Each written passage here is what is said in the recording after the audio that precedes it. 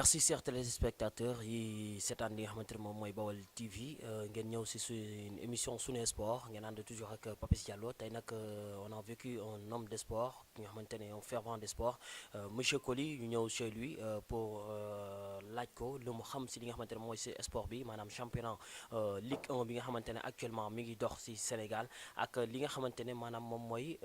équipe bu Casa Sport en tant que membre si biir li nga xamante ne moom mooy équipe bu Casa Sport. Dañuy def rek lu dul rek di leen di nuyu fu waay mën a nekk rek fu waay mën a toll rek di ñu seetaan si Bawal TV seen émission Sunu Sport tey di dalal ki nga xamante ne maanaam moom mooy monsieur Coly. Jean-Philippe Coly maa ngi nekk fii Bawol sant naa yàlla depuis 2000 laa fi ñëw yàlla dogal ma bokk ci l'équipe municipale en tant qu'adjoint maire de la commune de Diourbel et aussi maa ngi sant yàlla parce que li ma Bawol jox bari na moo tegu ci sport moom nekk na loo xam ne ci football bi yënguma ci lu bari mais nekk na suma sport préféré. Alors maa ngi wax ne tamit suma équipe préférée c'est normal c'est le Casa Sport xam nga ñun on est trop très fidèle à notre cher Casamance. Je suis membre actuellement du comité championnat bi à chaque année dañuy daal di rectifier li nga xam ne moo manqué woon ci championnat bi passé bu ngi nekk ci ligue professionnelle. C'est vrai que ligue professionnelle nekk na loo xam ne c'est le souhait de tous les Sénégalais mais ba léegi am na ay manquements ndaxte léeg-léeg c'est des programmations report à travers boo leen rappelé wu sax am na ci ginnaaw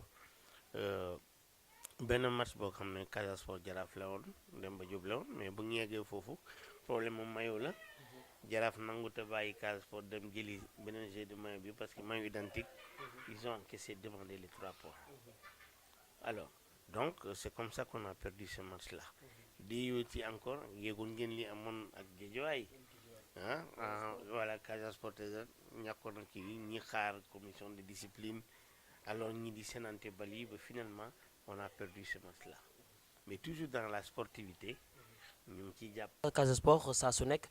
moom saison bu jot rek sa Casa Sport am li nga xamante ne mooy problème. Oui justement peut-être que quelque part c'est ça xam nga équipe Casa Sport dafa mel ni tey nga ne Jaraaf comme GA bu njëkk la woon ak yeneen parce que c'est des équipes traditionnelles yoo xam ne presque équipe région la waaw dafa mel ni à l'époque SAIB nu meloon ñi nga xam ne képp ki doom Bawol rek yaa ngi ci problème Casa Sport noonu la donc dafa sensible bi nga xam ne rek bu amee benn défense bu ndaw rek lu bëri mooy yàqu. Donc te Casa Sport ku ne bëgg na wane ne man la ku ne bëgg na defar wax dëgg yàlla ku ne bëgg na defar mais xëy na peut-être niveau de compétence yi ak yii moo tolloowul voilà donc ça fait partie mais c'est comme ça. mais comme ni ma koy waxee rek maa ngi wax naan chaque année mu am chaque saison mu am li nga xamante ne mooy Casa Sport am na jafe-jafe si wàllum li nga xam mooy football barki Dembo Ndiaye am na fa li nga xamante ne mooy sa Mbour Casa Sport def déplacement ñëw bopp Mbour waaye match ba mujjut a am ñu ne xawma lan moo fa amoon. Oui effectivement loolu mooy c'est vraiment init kenn xamul kenn mënu koo expliquer ba mu daj parce que man demoon naa ci rencontre boobu mais à ma grande surprise yegg nañu Mbour xam nga comme d'habitude dem stade egg foofu arbitre yi sax ñu nga fa woon ñu fekk fa ay rappeurs ñu installé seen i bagages de musique. stade de football stade de football xam nga déjà loolu pour ma profiter ci occasion pour wax ne que loolu moo rey suñu stade El Manel Fall fii parce que compétition bu nekk mu nga fa. alors kon yi conditions yi mel ni naka li directeur de stade di mën a di tout le temps di am maintenance pour suñuy stade yi il faut que vraiment qu'on sache fasse faire la part des choses lii pour football la lii pour beneen activité la surtout activité yoo xam ne comment ko RDG bi la yàq surtout ay gazon synthétique yi nga xam ne yooyu am na matière lourde yoo xam ne ba fa tegu rek mais musiba la donc c'était pour dire que bu ñu yeggee foofu effectivement ay kii lañ fa fekk amuñu benn explication arbitre yaa ngi foon mais ñu ne ñu bon le match est renvoyé. mais à qui la faute. Bon maintenant on ne sait pas parce que ñoom ci seen biir mais d'ailleurs dans un premier temps man su ma la bopp je parle au nom de mon nom propre la ligue de football la fédération la ligue professionnelle ñoom la préfet Saër que nous connaissons que je salue au passage qui a fait un bon travail à Diourbel qui était là comme préfet essayer de réconcilier les parties. Alors ils ont parlé même de dédommagement des supporters du Casa Sport et de Mbour Petite Côte. Mais moi je pense que dédommagement bu naree am xanaa ku ci gën a sonn mooy ki déplacé wu andi ay supporters am andi ay joueurs am ñi nekk si les hôtels les auberges à Mbour di ci dépenser nga mais kii dëkk ci dëkk bi xaw ma noo koy dédommagé. mais kon est-ce qu'on peut dire que c'est le championnat professionnel parce que championnat professionnel dafa fekk war a fekk maanaam stade bu nekk ñu joxe fa li nga xamante ne mooy programme bi tel jour dañ fay jouer si. Mais loolu laa lay wax il faudrait que les stratégies changent c'est-à-dire wax li mën a nekk ak li mënul nekk parce que ça c'est pas professionnel lu demee noonu loo xam ne football programmé ba pare ba kenn yëgul lu xaw xëy na c'est ñi nekk si kaw ñoo ko yëg nga ñëw stade ñu la moom match amatul kii jóge na Dakar kii jógee Diourbel kii jógee Saint-Louis xam nga comme sama ñun moom fu case di football rek même da ngay gis ñu jóge Casamance ñëw di supporter alors donc tu es dans des situations comme ça ñu la match amul tu vois ce que ça fait mal donc dans un premier temps la ligue professionnelle moom daal ba léegi daal je pense que am nañu ay manquements yu bëri alors conditions yi mooy tax même sur le plan international day metti pour ñu mun a am dara parce que le travail à la base le travail qui se fait chez nous notre propre championnat bu amee ay défaillances yu mel nii kon ñun on peut pas prétendre gagner quelque chose sur le continent pour ñu am dara sur le continent ça va être difficile alors ma dégg toujours ñu wax officiellement que voilà dañuy match boobu dañu ko war a rejouer en mercredi mais c'est pas possible le Casa Sport aujourd'hui réclame ces 3 points. Et on reprogramme le match, est-ce que vous allez jouer? Je ne crois pas parce que j'ai entendu le secrétaire du Casa Sport Siaka Bodian qui a dit que nous voulons les 3 points. C'est pas de notre faute. On s'est déplacé, on est arrivé. S'il y a une autre situation qui a fait que le match n'a pas eu lieu, mais c'est pas la faute du Casa Sport. Mais on peut pas arriver là-bas, on lui dit que match amatul te amuñu benn autorité bu taxaw benn autorité stade nu bu taxawul pour nañu nii ak nii lay demee bu amee autorité rek comme d'habitude supporter ñoo leen fa jiitu tout le monde était là les arbitres étaient là ils n'ont pas eu le courage de dire la vérité vraiment sur ce qui s'est passé voilà. Actuellement on peut dire que Casa Sport c'est bon classement la nekk. Bon, tu sais, je suis tellement truc, je pense qu'on est autour de la 14e place, autour de 6 points. Et pour dire que vraiment, le Casa Sport depuis le début du championnat, il y a une bonne victoire. Président à Diourbel depuis 18 ans ngay seetaan li nga xamante ne moom mooy équipe bu Sonacos bu Diourbel nan nga gisee li nga xamante mooy équipe bu Sonacos bu Diourbel dans les temps ak léegi. D'ailleurs balaa may si foofu c'est-à-dire équipe région yi dañu war a suivre l'exemple du Casa Sport waxuma sax équipe Dakar sax parce que équipe Dakar boo demee AS Pikine loolu am nañ ko boo demee Iso Wakam Jaraaf am nañ ko surtout Iso Wakam ay si kii Pikine ak yooyu amoon nañ ko peut-être à cause des problèmes yi amoon moo tax supérieur yi xaw a bédee ko ainsi de suite mais à l'époque xam nga Iso boo taxawee Wakam stade bu ñëwee dañuy xubbal boo ñëwee Jaraaf tamit même chose voilà donc ce qui manque à la Sonacos c'est d'abord la cohésion. C'est d'abord la cohésion. Il faut que au niveau du comité directeur qu'il ñi xam kan mooy def lan.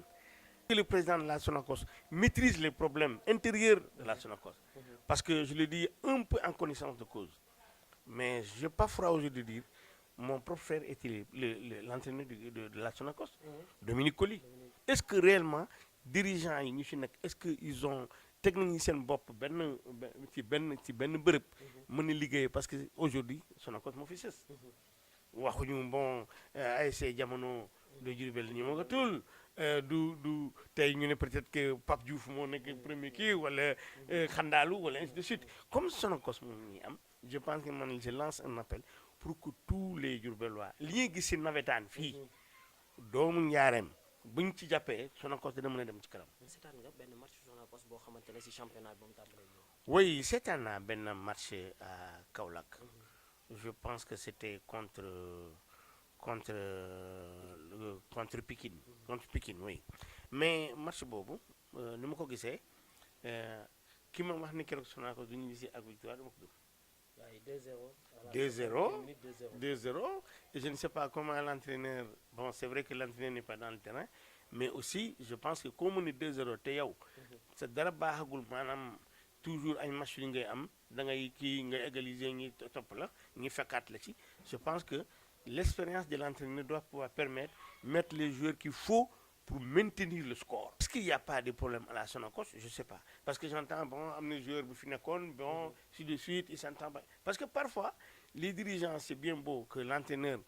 tout ce qui est technique, c'est l'entraîneur, mais l'entraîneur a un patron. Entraîneur, amna kilifa. Amna kilifa. Aujourd'hui, quand ça ne marche pas, le comité directeur ou bien quelqu'un qui est chargé de la section footballistique, il faut voir l'entraîneur. Ce que je constate sur les entraîneurs, il ne faut pas nous dire qui comme star, le footballeur, là, alors, damay faire un toc mom, boy bu rew la, alors bu mako adulé, dañuy gis sen bop tal. Il y a pas de rapprochement. Toujours les nerfs sont tendus entre surtout une star boo xam ne joueur bi dañ équipe bi dañ koy fay. Alors population bi yaakaar si moom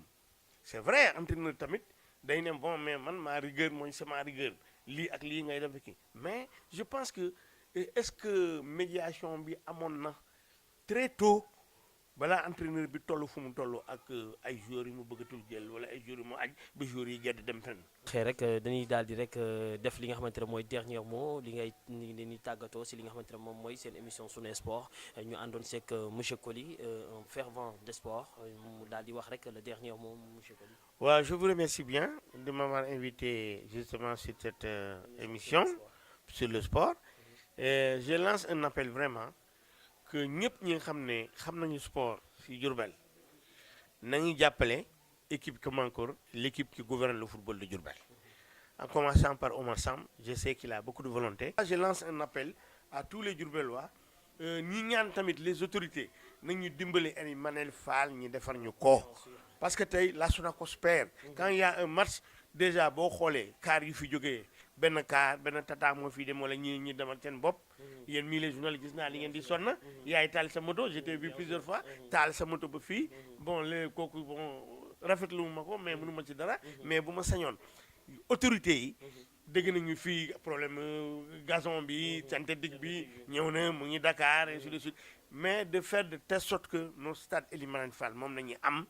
pour stade bi ñuy mën koo defar bu kenn sonn bu kenn tay nañuy xam ne njaaram ñoo ko bokk ñi ñëw jàppale Sonacos mais tamit ñii nga xam ne ñooy politiciens ñi nga xam ne ñoo nekk à la ligne fii je les interpelle nañuy def tout pour que stade Manel Fall ñu mun a ko defar comme ça Sonacos mun a recevoir match mi à domicile. Merci chers téléspectateurs yi doon yi seetaan si li nga xamante ne moom mooy Baol TV ngeen àndoon seeg Papis Diallo Sunu Sport tey ñu daloon ki nga xamante ne moom mooy monsieur Coly ki nekkoon si caméra bi di ki nga xamante ne moom mooy Kagou ñu koy gërëm bu baax a baax te gërëm ñëpp ñi nga xamante ne ñu ngi doon seetaan li nga xamante ne mooy émission bi merci beaucoup.